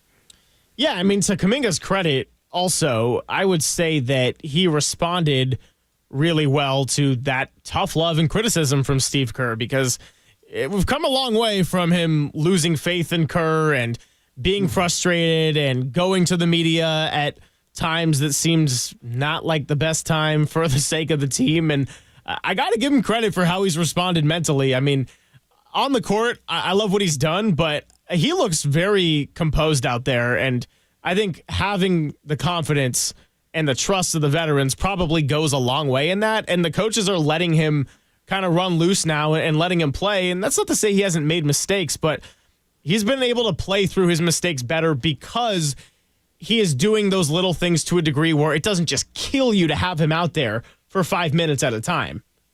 Greg, I see we've got two more cuts, right? We got a Curry cut and a Chris Paul cut. Yes, we do. And all right, so and I'll even let you less off the of hook. me and more of the cuts. No, so I'll let you off the hook and say we can even push a couple of minutes on the segment.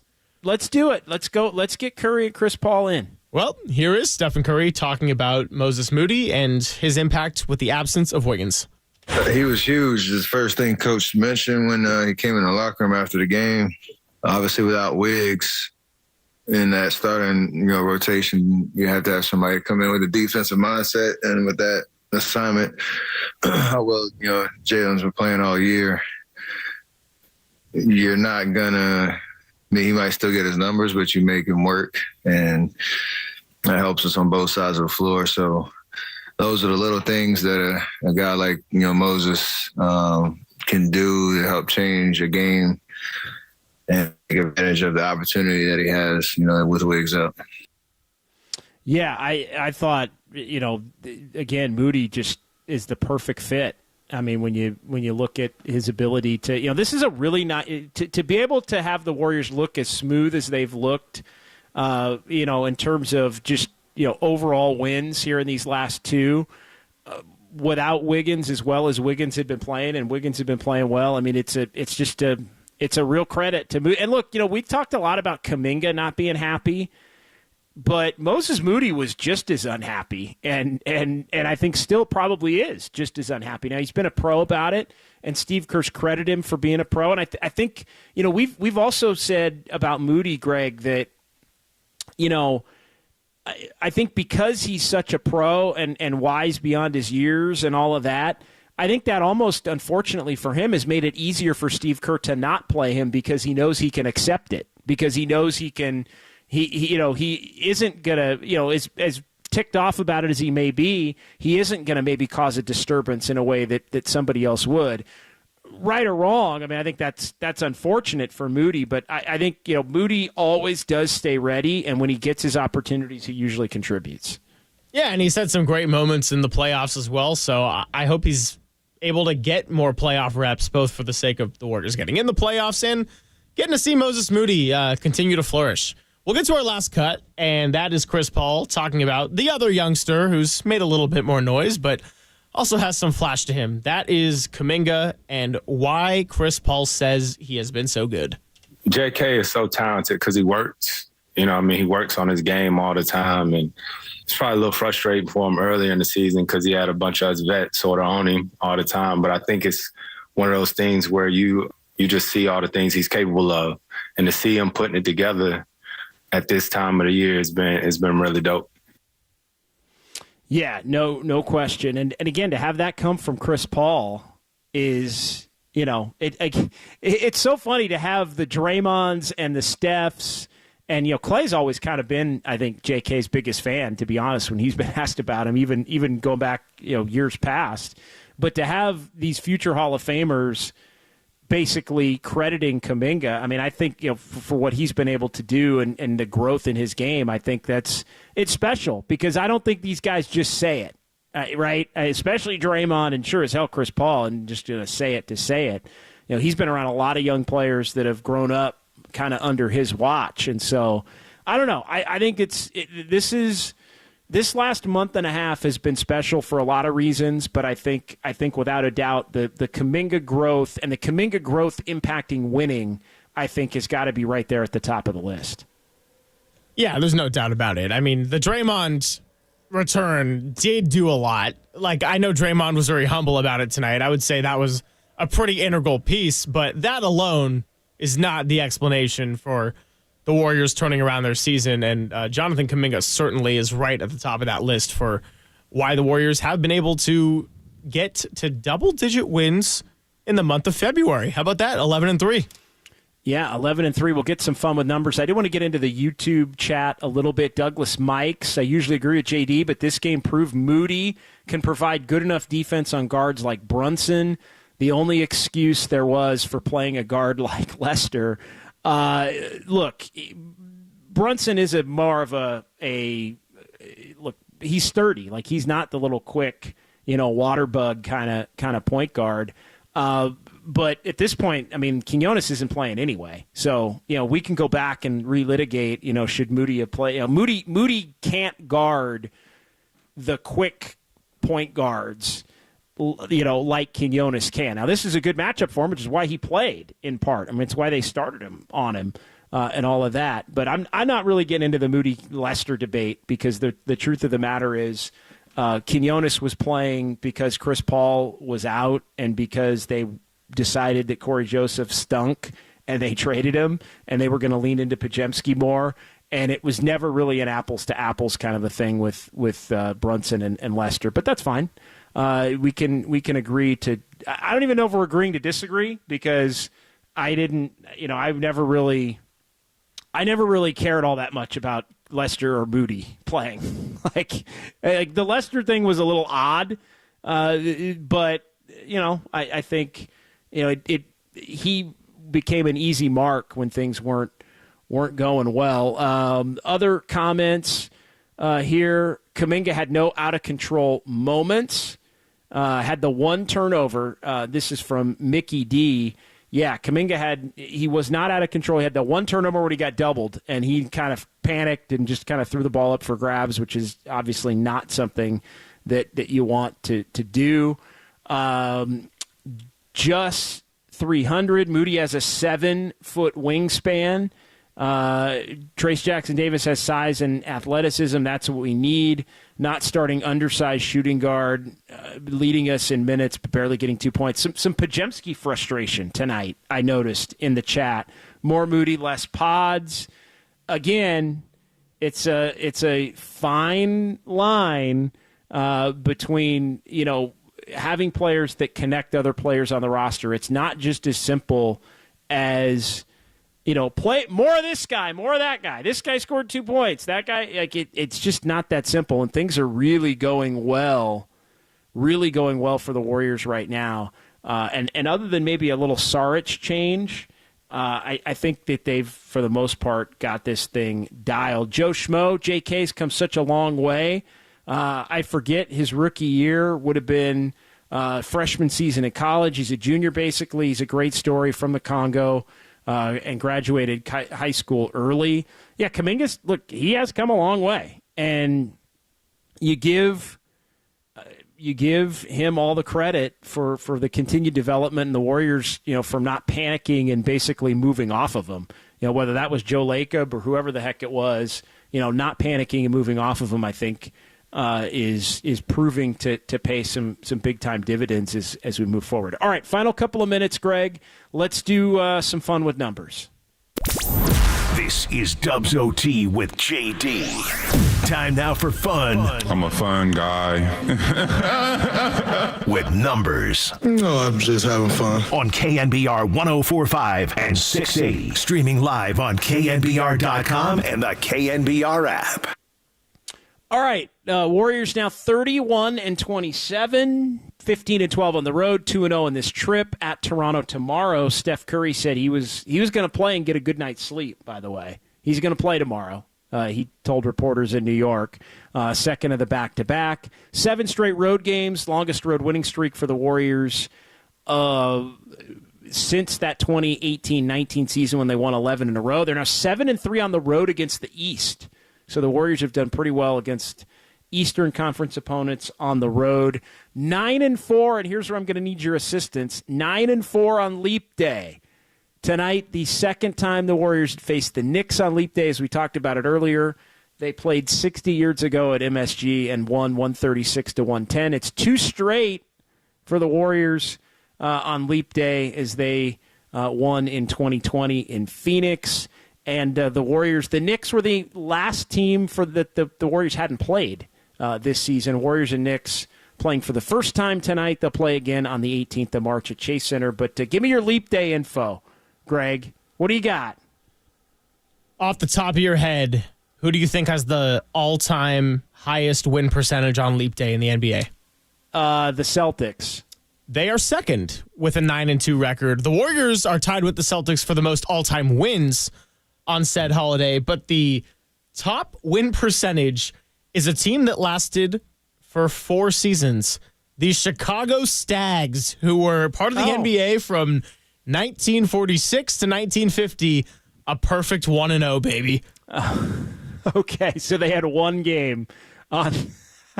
They had one game and they won it, and that was it. San Antonio Spurs are 4-1 on Leap Day, so that puts them percentage-wise ahead too. And then the Milwaukee Bucks are 6-2. Okay, good stuff. Yeah, no, it's good stuff there. We talked about the Warriors' 14-0 run, which is the Warriors' largest run to begin a game in the play-by-play era. And the play-by-play era, in terms of like recording every play, goes back to 97, 98, according to Elias. So that is the largest ever run to begin a game in the last 26 years for the Warriors. They had a couple of 13-0 runs against Utah and Denver over the last few years. But, yeah, the 14-0 tied for the second biggest run to start a game this season. Only the Nets against the Clippers back in January had a 16-0 run. Warriors 2-0 in holding opponent under 100 points. They did it for the second time in a week after holding Charlotte to 84. They are able to hold the Knicks to 99 in this one. And this is the first game of the Warriors' 13th back-to-back, as they will play now 17 back-to-backs because of some of the rescheduling due to the passing of Coach Dejan Milojevic. And the Warriors will be up next in Toronto. Stephen Curry, 5th double-double, 17 points and 10 rebounds in the first half. Second time in his career he's had a double-double in the first half of a game. And tonight was the 24th time that Steph's had 30 or more points in a game. Warriors 16-8, and his second double-figure rebounding game of the season. We've talked a lot about Kuminga. 7th game, 25 or more. He's been in double figures 37 of the last 38 games. And Moses Moody, sixth start. Warriors are 5-1 in those games. And as Greg Silver pointed out to me earlier, the Warriors, 11 wins in February. They had 11 wins in January and December combined. So the only team with double-digit wins in the NBA for February is the Warriors, who end up with 11. And they are playing really good basketball right now. 12-3 in the last 15 and 11-3 for February, with a couple of close losses mixed in there in the game against Denver. Greg, amazing job. Really appreciate it. And such a great job that we're just going to do it again tomorrow. I was going to say, let's keep it going. I feel like we've had a lot of 3 in 4 days, or at least 3 shows in 4 days, because Saturday, if they don't play, we still have Just Dubs. But we got a huge weekend coming up. We got Just Dubs on Saturday morning. Then the Warriors play on Sunday, which will be a YouTube only. We'll make sure all that's clear out on social media. But lots to come. Yeah, lots to come. YouTube only for the Celtics game. Trying to work on some new features for that as well, in terms of the ability to take some calls. But, yeah, looking forward to tomorrow on the radio, Warriors and the Raptors. We got Just Dubs on Saturday, and then Dubs OT Sunday following the afternoon affair between the Dubs and the Celtics from Boston. So for Greg Silver, for Raf Corral, anybody I'm missing in the studio tonight, Greg? Well, we did have the newest member of our family, Kyle Chung, hanging out during the game. Awesome. And present for the beginning of the show. So we're kind of showing him the ropes, and great to have another face around here that is eager and willing to make these shows what they are. No, appreciate Kyle helping out as well, and we'll talk to you tomorrow. It's Dubs OT with JD. Look for us right around 6:45, 7 o'clock. I think we hit the air right at the top of the 7 o'clock hour, maybe a couple of minutes before. But as soon as that game from Toronto goes final, we are on the air, and we are going all the way up until 9 o'clock. So we'll talk to you then. It's KNBR 104.5 and 680, the sports leader.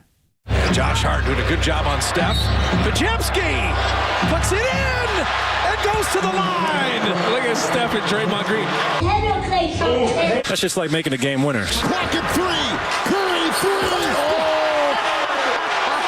Some days I think about like homework in school, but then, I got to look and I don't have it. I love it. I love that guy so much. Moses Moody was an unsung hero. Gets the start, plus 23. Moses Moody had the best plus-minus of anybody on the floor. But Grant Williams got to stop him. Draymond is like fish sauce. Big, fat dub.